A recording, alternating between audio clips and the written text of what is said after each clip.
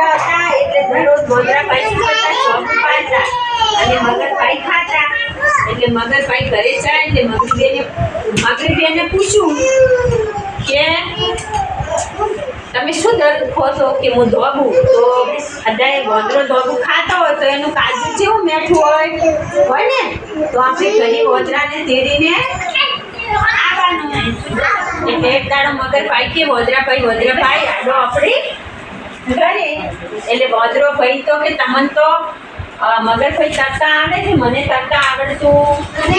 તો કે મારી પીઠ ઉપર બેસી આવ્યો ઉપર બેઠો બાંદર ચાલે સવારી સર મારી ઉપર બેઠો બાંદર ચાલે સવારી એમ કરતા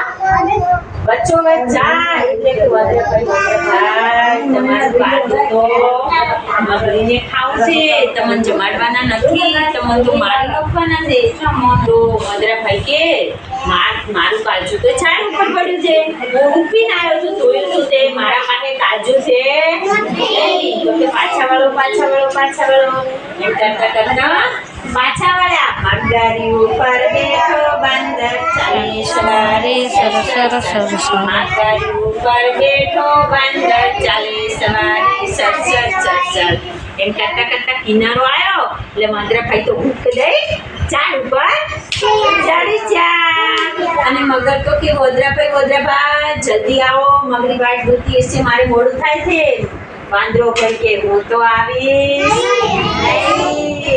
મારું કાજુ તો મારી પાસે હતું ઝાડ ઉપર ગાંડા મગરભાઈ કાજુ હોય નહીં કાજુ તો આપણા કેમ હોય ઝાડ ઉપર હોય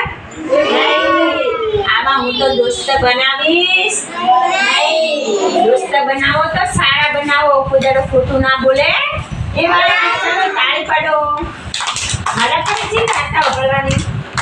તમે તો ભૂલી ના દઉં ને કામ હું બસે ભૂલી દઉં